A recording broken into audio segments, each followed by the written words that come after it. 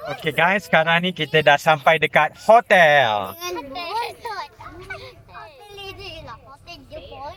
Ibu tengah buat apa? Ibu tengah check-in. Check-in dengan tu. Lepas tu kita akan Lepas tu kita akan pergi bilik kita. kolam kecil sangat. Betul, kita akan mandi kolam di bilik kita. Mana kolam kami? Dekat luar lah. Mandi kolam di luar bilik. Okay? Dekat dalam bilik. Sebab bilik dekat luar. Dekat luar. Betul.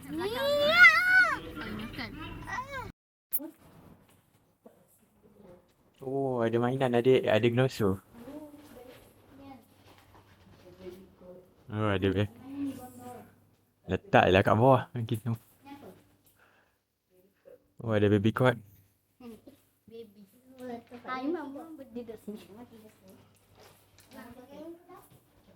Ada baby cot. Besar lah adik. Oh, ada panda.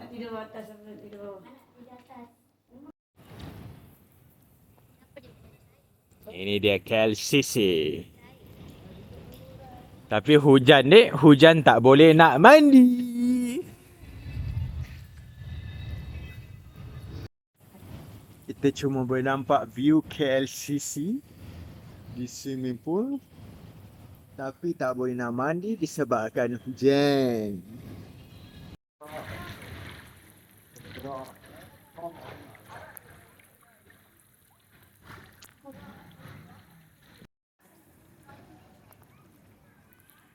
Ini dia view KLCC. Okay, jadi sebelum balik kita akan main playground.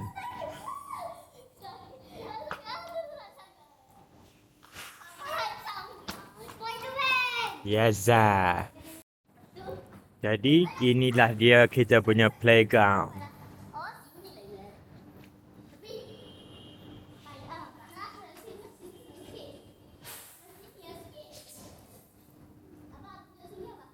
Sekarang kita akan bermain pusing-pusing.